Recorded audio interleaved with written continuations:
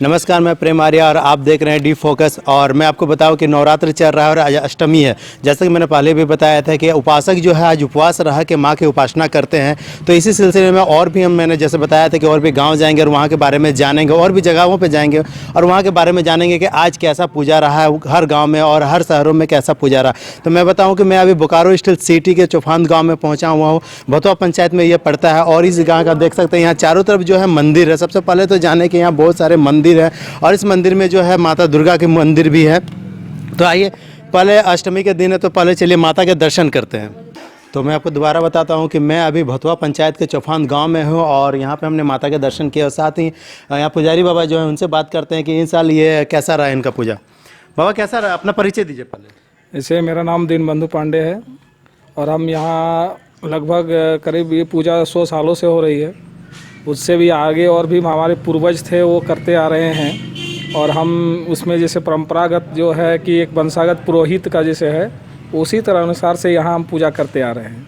तो लगभग मैं यहाँ से 5 साल से ही कर रहा हूँ पूजा। और ये पूरे जैसे बोला जाता है कि राजसी पूजा है और भी जहाँ भी हो जाता है नवरात्रों में पूजा होती है, लेकिन यहाँ एक राजसी मतलब विधि विधान पूर्वक पूजा होती है। इसमें आपका बेलवरण से जब होता है कि पूरा दशमी के साथ पूरे विधान के साथ नवमी, दशमी, महाअष्टमी, महानवमी, महादशमी तक की पूजा होती है नवरात्रों में, जिसमें ग्रामीणों बहुत बढ़ चढ़ के भाग लेते हैं। उसमें हमारे कमेटी मेंबरों का भी बहुत अच्छा सहयोग होता है। और बोला जाता है कि जैसे सेक्टरों में पूजा होती है तो पंडाल विशेष पे होती है, लेकिन यहाँ जो होती है एक भक्ति और आस्था के तहत पूजा होती है, जिसमें माँ की बोला जाता है संपूर्ण रूपों का यहाँ विलय होता है। और मैंने क्या बोला जाए इसको, मतलब ये पूजा है कि जहाँ तक हो कि मतलब आस्था का, लेकिन इस कोरोना काल के स्तर पर थोड़ा तो मतलब कहीं भी उत्साह में कहीं भी कमी नहीं है, लेकिन लोगों के मन में जो एक थोड़ा सा भय जो बैठा हुआ है वो बहुत कहीं ना कहीं मतलब इस पूजा में थोड़ा मोड़ा विघ्न और ये जो फीकापन अभी भी छाया हुआ है। तो यहाँ पे पंडित जी ने बताया कि पूजा कैसा रहा और पूजा क्या हुआ। तो चलिए हमारे साथ चौफान गांव के भतुआ पंचायत के जो मुखिया जुड़े हुए हैं, इनसे जानते हैं यहाँ की सुरक्षा व्यवस्था को लेकर, जानते हैं कि कोरोना काल में यहाँ का कैसा सुरक्षा किया गया और कैसे श्रद्धालु भक्तजन जो है कि यहाँ पूजा किए। तो मैं आपको दोबारा बताऊँ कि भतुआ पंचायत नरेश चंद्र महतो जी हैं, इनसे जानते हैं कि यहाँ का सुरक्षा व्यवस्था कोरोना को लेकर कैसा रहा।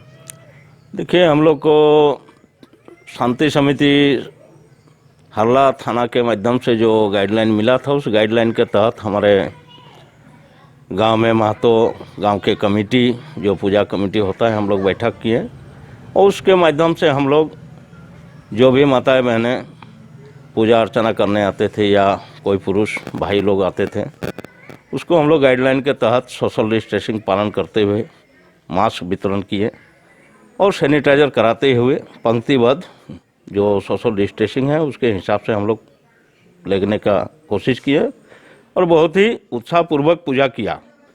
आपका धर्मावलंबी पर पूजा अर्चना किए और सभी आराम से, जो पहले होता था भीड़ भाड़ के धक्का धक्की, ये सब नहीं हुआ ये सब, और बहुत ही शांतिपूर्ण ढंग से मैंने धर्म वातावरण में पूजा पासा किए। और हम लोग भी ऐसे ही आगे का जो है नवमी पूजन, दशमी पूजन जो भी होगा, हम लोग बहुत ही शांतिपूर्ण ढंग से, हमारा गांव के पूजा समिति एकदम मजबूती से हैं, मुस्तैद हैं और हम लोग पंक्तिबद्ध ही कोई भी काम जैसे कि बलि भी जो भी होगा पंक्तिबद्ध ही होगा और उसका नियम के साथ ही कोरोना का भय रखते हुए, क्योंकि भय रखने से बीमारी को हम लोग लड़ाई में जीत सकते हैं।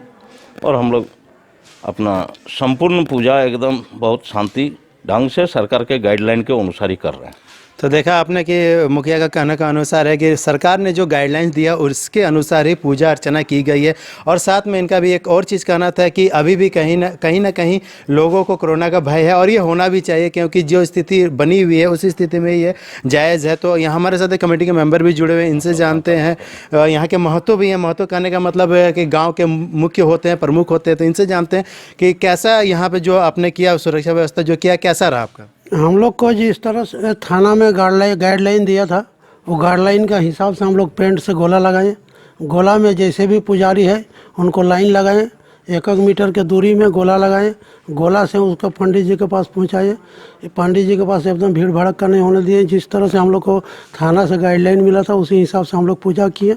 ये अस्थाई पूजा हम लोग को बाप दादा से चलते आ रहा है और यहाँ कोई पंडाल नहीं, हम लोग को मंदिर है। तो इनके कहने के अनुसार भी जो है कि सुरक्षा का पूरा अपनाया गया। लेकिन अब हम जानना चाहते हैं कि अब तो 8वीं हो गया, अब जहाँ तक बहुत पंडित जी के कहने का अनुसार है कि 9वीं भी पड़ गया है और शायद संधि पूजा भी कर दिया गया है। लेकिन कल जैसे 10वीं पड़ेगा तो इसमें विसर्जन भी किया जाएगा। इस चीज़ को लेकर आप लोगों की क्या व्यवस्था है? विसर्जन में भी हम लोग जिस तरह से कोरोना काल में गाइडलाइन के हिसाब से जो हम लोग को, जैसे हम लोग को वही ट्रक में चाहे कोई चीज़ में मूर्ति नहीं जाता है, इसमें हमारा करीब 10-12 को लड़का रहेगा मूर्ति को पकड़ने के लिए, और वैसी पोजीशन में ले जाके हम लोग तालाब में विसर्जन करते हैं। कंधा में लेके हम लोग को भी 10-15 आदमी वहाँ को कंधा में लेंगे और जाएंगे तालाब में, जाके विसर्जन करेंगे। जिस तरह से हम लोग को गाइडलाइन दिया उसी हिसाब से हम लोग काम कर रहे हैं। इनका नाम जानकी महतो हैं, गांव के महतो हैं जिनको प्रमुख बोला जाता है। तो मैं आपको बताऊं कि इनके कहने के अनुसार के आगे की व्यवस्था भी जो रहेगा सुरक्षा के साथ रहेगा, और माता के जो प्रतिमा का विसर्जन किया जाएगा उसको भी बेहद ही सुरक्षा के साथ किया जाएगा ताकि भीड़ ना लगे। इसके लिए 4-5 आदमी या 10 आदमी के लेके जाके विसर्जन किया जाएगा। आपको मैं अब बताऊँ कि शहर की गतिविधियों और माता के और भी जगहों को जानने के लिए, और भी प्रतिमाओं को देखने के लिए, और भी गाँवों के बारे में जानने के लिए बने रहेंगे हमारे साथ। मैं प्रेम मरिया अपने सहयोगी नारायण के साथ।